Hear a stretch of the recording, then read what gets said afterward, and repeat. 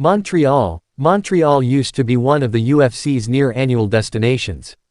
Then, without much warning, the well went dry. From April 2008 through April 2015, a stretch of 7 years, the UFC made 7 trips to Bell Center in Montreal. 4 of those 7 events were headlined by former welterweight champion Georges St. Pierre, a Montreal fixture. Once St. Pierre retired, coincidence or not, the UFC stopped going to Montreal. UFC 315 on Saturday was the promotion's first trip back there in 10 years, a plight usually reserved for smaller cities like Louisville or places like Iowa, not Canada's second-largest city. To be fair, the onset of COVID in 2020 played a not insignificant part in delaying the UFC's return to Montreal and many other cities.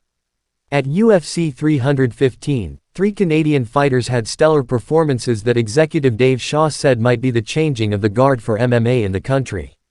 Ayman Zahabi 13-2 MMA, 7-2 UFC upset UFC Hall of Famer and former featherweight champion Jose Aldo 32-10 MMA, 14-9 UFC in an all-time performance for his 5th straight bantamweight win. He also did it after Aldo was going to come in nearly 10 pounds heavy and forced the fight to move to featherweight, after Zahabi had cut nearly all of his weight and Aldo had cut nearly none. Mike Malott 1 February 12 MMA, 5-1 UFC brutally beat Charles Radke 10-5 MMA, 3-2 UFC with a first-round knockout, and did it in the name of Canada after Radke decided to play a plastic patriot, anti-Canada, pro-right-wing American supremacist promotional role.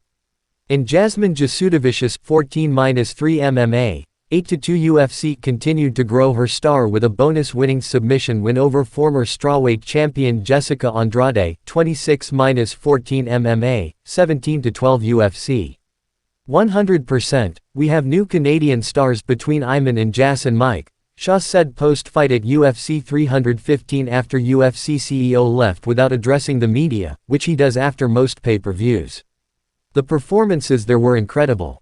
Saying the torch has been passed is a little bit cliché, but I think that these guys have put in a lot of work in the last few years. Some have had setbacks, haven't had the performances. But tonight certainly catapults them into the next tier, next chapter of MMA in this country. Canada's been searching for its next MMA star without St. Pierre, and now it has some rising stars.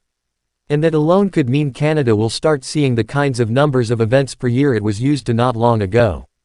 In particular, Shaw said Montreal will resume being a big player. In our minds, Montreal is a pay-per-view city, Shaw said. There are a number of pay-per-view cities in Canada, and we're trying to get back to maybe 3 events a year in the country. It certainly won't be as long as it's been before we return.